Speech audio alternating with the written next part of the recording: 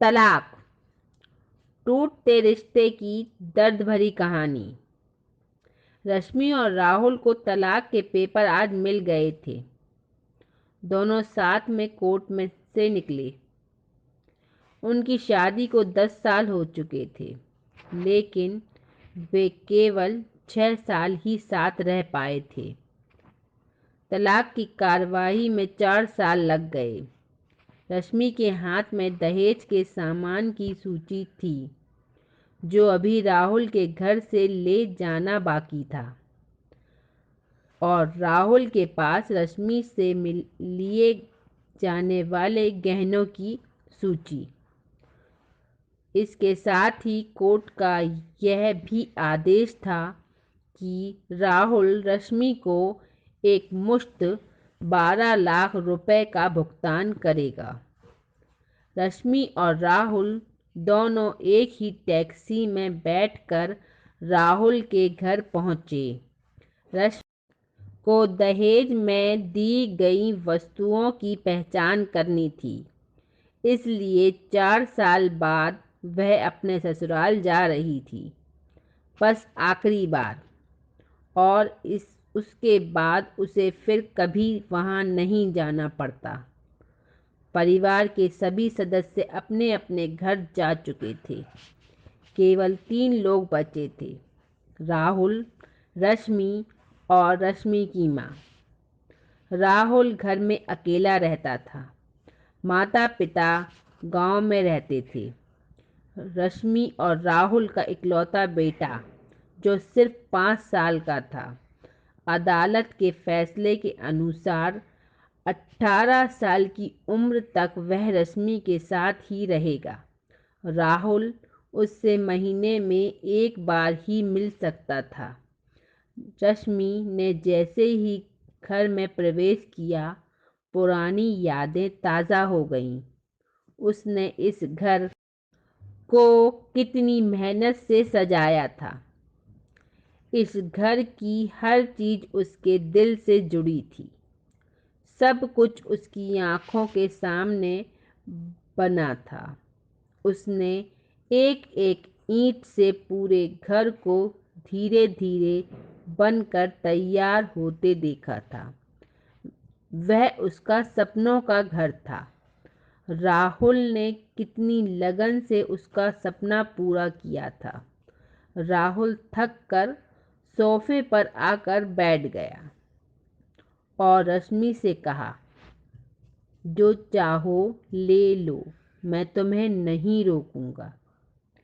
रश्मि उस store room की ओर चल पड़ी, जहां उसका दहेज का सामान पड़ा था।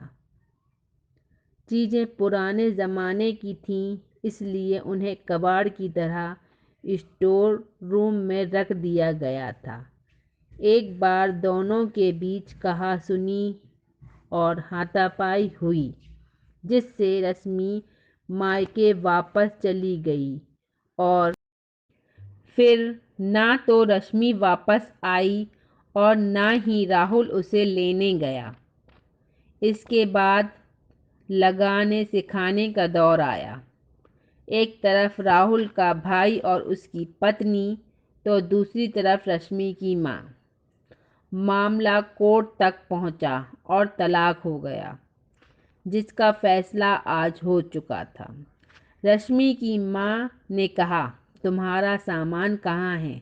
यहाँ तो दिख नहीं रहा। कहीं इसने बेच तो नहीं दिया? चुप रहो माँ, रश्मि ने अपनी माँ को थोड़ा गुस्से भरे लहजे में कहा।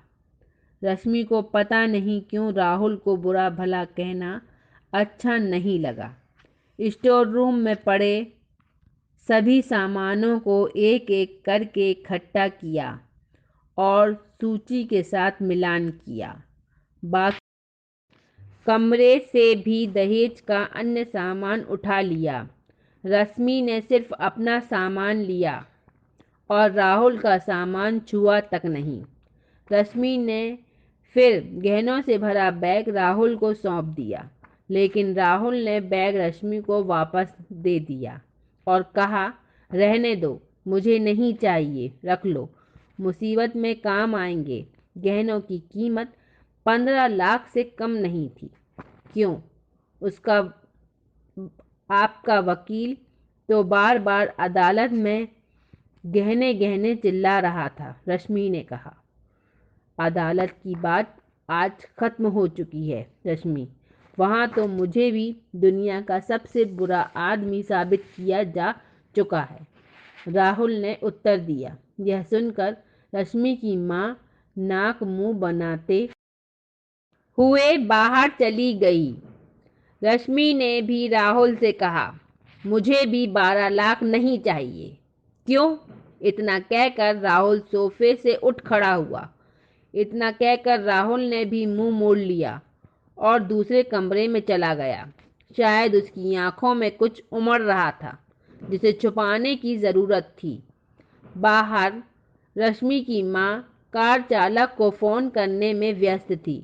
रश्मि को मौका मिला और वह भी उसी कमरे में राहुल के पीछे चली गई। राहुल अजीब सा चेहरा बनाकर रो रहा था, जैसे कि वह अंदर के तूफान को दबाने की कोशिश कर रहा है। रश्मि ने उसे कभी ऐसे रोते नहीं देखा था। आज जब रश्मि ने उसे पहली बार रोते हुए देखा तो पता नहीं क्यों उसके दिल को कुछ सुकून मिला। उसने राहुल से कहा, अगर तुम्हें इतनी ही परवाह थी तो तलाक क्यों दिया? मैंने तुम्हें तलाक नहीं दिया, बल्कि तुमने दिया, राहुल ने कहा। क्या आप माफ़ी नहीं मांग सकते थे? रश्मि ने पूछा। तुम्हारे परिवार वालों ने मुझे कब मौका दिया? जब भी मैं फ़ोन करता था फ़ोन काट देते थे। तभी रश्मि की माँ कमरे में आई और उसका हाथ पकड़कर उसे बाहर ले गईं। अब क्यों उसके साथ बात कर रही हो? अब तो सब कुछ खत्म हो चुका है। रश्मि के अंदर भी कुछ टूट रहा था, दिल बैठा जा रहा था। तभी उसकी नज़र सामने सूखे पड़े तुलसी के पौधे पर गई। यह कितना ख्याल रखती थी इसका। तुलसी भी उसके साथ ही घर छोड़कर चली गई। घबराहट बढ़ने पर वह फिर उठी और कमरे के अंदर चली गई। माँ पीछे से चिल्लाई, लेकिन उसने अनसुना कर दिया। राहुल पलंग पर मुंह के बल लेटा हुआ था। एक बार तो उसे राहुल पर दया आई, लेकिन वह जानती थी कि अब सब कुछ खत्म हो गया है, इसलिए उसे भावुक होने की ज़रूरत नहीं है। फिर उसने चारों ओर उन तस्वीरों को ध्यान से देखा जिसमें वह राहुल के साथ गले लगकर मुस्कुरा रही थी। कितने सुनहरे दिन थे। उसी समय रश्मि की माँ फिर से आई और उसका हाथ पकड़कर उसे बाहर ले गईं। कार बाहर आ चुकी थी और कार में सामान रखा जा रहा था। कार की आवाज़ सुनकर राहुल भी बाहर आया और अपने कान पकड़कर राहुल घुटनों के बल बैठ गया। कहा, मत जाओ, मुझे माफ़ कर दो। शायद यही वो शब्द थे जो वह 4 साल से सुनना चाहती थी। सब्र के सारे बांध एक साथ टूट गए। रश्मि ने कोर्ट के फैसले का पेपर निकाल कर फाड़ दिया और उसकी माँ के कुछ कहने से पहले ही वह राहुल से लिपट गई। दोनों एक साथ बुरी तरह रो रहे थे। दूर खड़ी रश्मि की माँ समझ गई थी कि दिलों के सामने कोर्ट का आदेश कागज़ से ज़्यादा कुछ नहीं। उसने सोचा कि काश उसने उन्हें पहले मिलने दिया होता। अगर आपको ये वीडियो पसंद आई हो तो इसे लाइक करें, शेयर करें और सब्सक्राइब करें। Okay, thank you.